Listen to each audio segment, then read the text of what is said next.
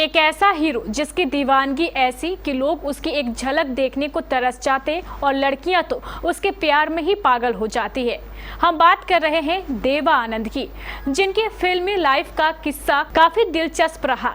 तो उनकी 100वीं जयंती पर चलिए जानते हैं उनके बारे में कुछ खास बातें।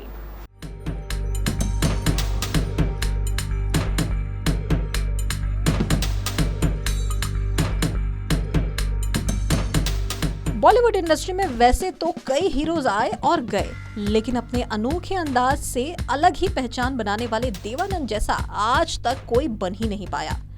इस हीरो की कुछ बात ही अलग थी, जो अपनी एक्टिंग से हर किसी को दीवाना बना लेते थे।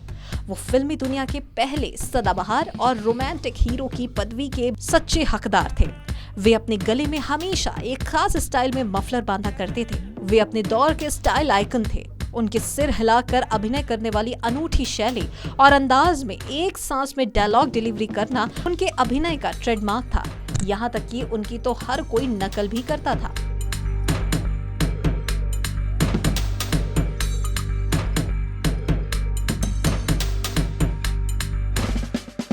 बता दें कि उनकी पहचान सिर्फ अभिनेता के रूप में नहीं थी, वो फिल्मी प्रेमियों को निर्माता, निर्देशक और लेखक के रूप में भी अपनी क्षमता का लोहा मनवाने में कामयाब रहे। यानी कि आज के समय में जिस तरह रजनीकांत अपने स्टाइल के लिए जाने जाते हैं, इस तरह एक समय में देवानंद भी अपने स्टाइल के लिए चर्चा में थे। वैसे अभिनय की लंबी यात्रा के बाद भी उनकी लेखनी के रूप में साक्षात्कार होना अभी बाकी था। Ali Peter John Hindi film उद्योग के जाने पत्रकार और इतिहासकार थे।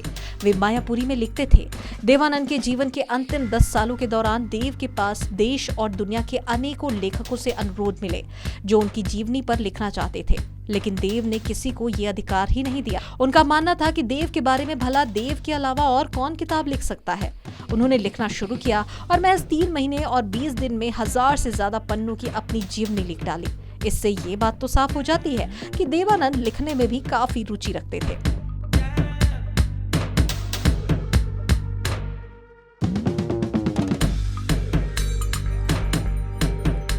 वैसे उनकी जिंदगी का एक मशहूर किस्सा है उनकी पहली फिल्म से जुड़ी। कैसे मिली ये किस्सा भी कम दिलचस्पी से भरा नहीं है। उन दिनों जब देवानंद मुंबई में स्ट्रगल कर रहे थे, तब बॉम्बे में नाट्य संस्था इप्टार बहुत सक्रिय थी। अभिनय करने की ललक देव को वहां ले गई। उन्हें नाटक जुबैदा में एक रोल भी मिल गया, जिसे बलराज साहनी निर्देशित कर रहे थे। इस नाटक में देव को 10 लाइन का एक डायलॉग बोलना था। देवानंद ने डायलॉग को रात भर में याद कर डाला, तो पर दूसरे दिन रिहर्सल में वो डायलॉग डिलीवरी ठीक से नहीं कर पा रहे थे। जब एक से ज्यादा बार ऐसा हुआ तो निर्देशक बलराज साहनी ने उन्हें नाटक से निकाल दिया और कहा कि जाओ, एक्टिंग तुम्हारे बस की नहीं है।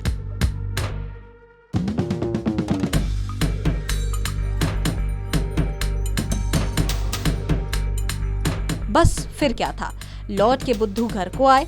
इसके पहले ही उन्हें पता चल गया कि निर्माता पीएल संतोषी हम एक है नामक फिल्म बना रहे हैं और फिल्म के लिए नया चेहरा ढूंढ रहे हैं। देव सीधे उनसे मिलने चले गए। स्क्रीन टेस्टर हुआ और वहां उन्होंने रात भर रट्टा मारकर जो 10 लाइन का डायलॉग रटा था वो सुना दिया। बस फिर क्या था, वो फिल्म के लिए चुन लिए गए और उन्हें सीधे हीरो का एक बड़ा ब्रेक मिल गया। यानी जिस डायलॉग के कारण उन्हें नाटक से निकाला गया, उसी डायलॉग ने उनकी झोली में एक फिल्म डाल दी। उनकी इस कहानी से एक बात तो पता चलती है कि जीवन में जो होता है अच्छे के लिए होता है। अगर उन्होंने इस नाटक में परफॉर्म नहीं किया होता तो शायद उनको इतनी अच्छी फिल्म नहीं मिल पाती। इसीलिए जीवन में जो होता है उसे स्वीकार करना चाहिए। देवानंद की आज 100वीं जयंती पर केबीसी महापरिवार भी उन्हें श्रद्धांजलि अर्पित करता है। एंटरटेनमेंट जगत से जुड़ी ऐसे ही और भी रोचक किस्सों के लिए और खबरों के लिए आप देखते रहिए केबीसी न्यूज।